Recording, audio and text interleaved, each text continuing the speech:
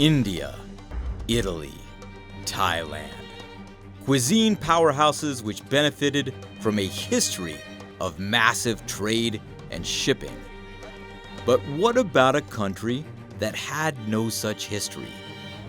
A people isolated in the endless evergreens of the deep north, living peaceably off their land until the outside world came abruptly knocking.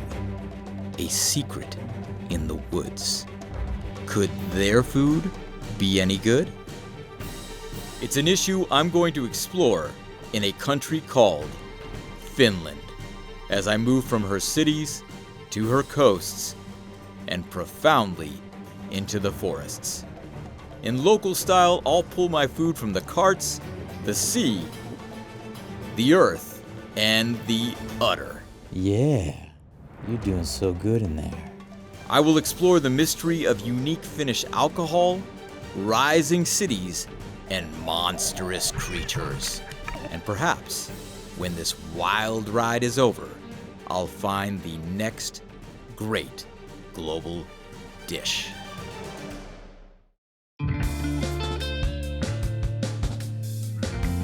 Our world is full of fascinating dishes, culturally important, rich in stories, but only a few have seen the limelight. I'm Jonathan Legg, and in this series, I'm focusing my travels around the world's most underappreciated cuisines. Oh my God. Have they failed to market? Are they about to emerge? Or are they just plain bad?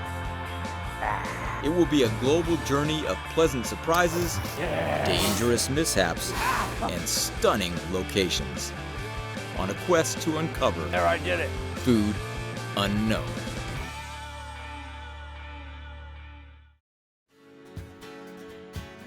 I'm in Helsinki, the second most northerly capital city in the world. Tranquil, clean, and cool even in July. I'm looking for a cuisine contender to come out of Northern Europe, a region that is silent as a mouse on the global market. Although it's only around 100 years old as a nation, I've chosen Finland because it's at a unique confluence of several diverse influences. From the west, you have Sweden, which ran the show here for almost 600 years and established this city to compete with Tallinn across the bay. Swedish influence can be seen all the way down to the manhole covers. In the south, you have the rest of the European Union, to which Finland belongs. To the north is the Arctic Circle. Here, the uncommon climate and culture undoubtedly brings something unexpected to the plate. And to the east, a dash of something unique in Scandinavia. So where am I right now? If you said Russia, you're not too far off. For over 100 years, it was. They moved the regional capital from Turku here to Helsinki, and their influence is all around. In the architecture, landmarks, and a little bit of the cuisine. Here's the thing, outside influence came late to Finland. Before that, they were hunters and gatherers, living far from each other, not packed into cities and towns. This has left traits that you still see in the people today. Their knack for sitting comfortably in silence, their love of foraging, and their affinity for nature. Does this same spirit cross over to the cuisine? Have they adopted the dishes of their conquerors, or have they doggedly stuck to the food of their land?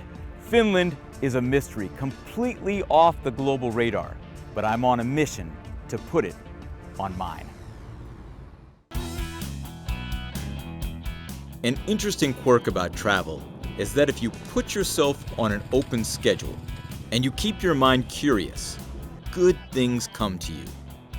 In Cambodia, a casual roadside stop revealed the local delicacy of fried tarantula. In the Philippines, a jungle survival course introduced me to the best dish I've ever had there. In Paris, a group of vampire aficionados led me to an amazing steakhouse hidden behind a metalhead bar. On this Helsinki morning, while languidly admiring the beauty of Senate Square, something delightful comes to me once again. Hey! Hi. Hi! What's this? It's raw porridge bite. A raw porridge. Yeah. Wow, you're like out of a dream. I'm hungry. Oh yeah. I have one porridge called Blueberry Dream. Blueberry dream. You want to try? It's meant to be. Absolutely.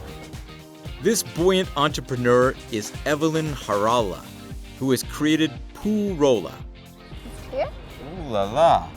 Now, I don't want to eat any tourist food. Is this traditional Finnish stuff? Yeah, it's traditional Finnish. We love to eat porridge. That's a little bit modernized version of it.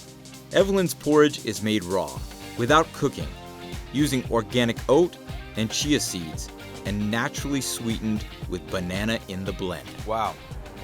And when I think porridge, I think prison food or orphanage food. Something that's just kind of thrown out there, completely bland, with an odd texture. But this is filling yet not heavy, refreshing, cool on a summer day, sweet but not over the top. My food quest is already off to a fantastic start. With the steady burn of porridge, I set off to find more Finnish cuisine. It turns out the food cart thing is booming in Helsinki. In this park, not too far from the old Olympic Stadium, I find another, making Karelian pies, an Eastern-inspired dish eaten straight and simple, or fancied up with a little salmon. So this is the traditional one. You have butter and egg in it. All right. And don't be cheap on the butter. Yeah. You put a lot of it. Go heavy. And this is kind of a modern twist with a horseradish pastry and cold smoked salmon. And that brings a bit of a kind of like a Japanese influence into it.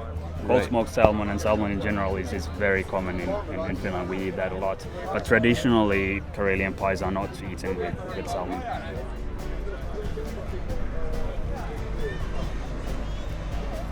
Oh yeah, that's good.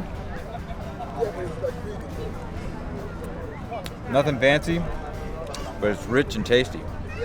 Yeah, it's kind of our hot dog or our hamburger, the most traditional snack, street food snack that you can eat on pretty much every occasion. This is the Finnish hot dog, essentially. Kind of yeah.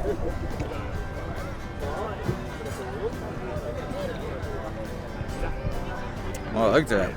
Is that cream cheese? Yeah.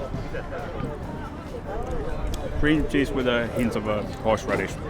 It's an unusual combination. Usually, you'd have something like that on a cracker, Well, yeah, kind of. but on the Karelian pie, it gives it a lot more body. Yeah.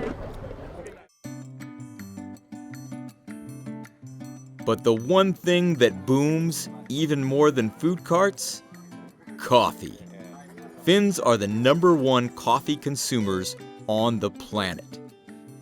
And in honor of this statistic, I will drink a cup of coffee everywhere I go. Coffee was actually made illegal twice in the 18th century, but the prohibition never stuck. This almost happened in my own country as well. It came down to the wire. One famous case. If the judge had sided differently, you might have to get your caffeine fix like any other illegal drug. On the low. Hey, you got that coffee?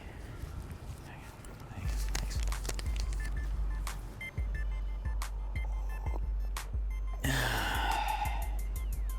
But there was a prohibition that did stick in Finland. A story that I uncover in this curious, if not a touch morbid, little shop.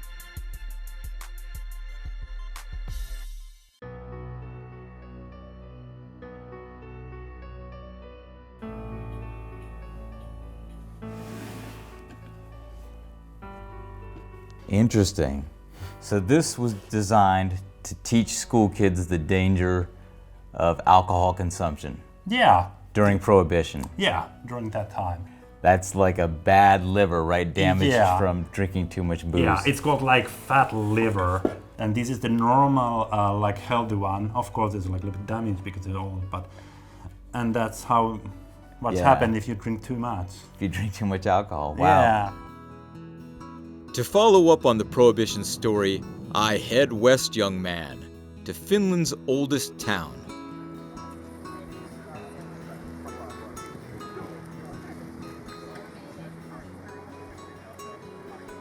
Turku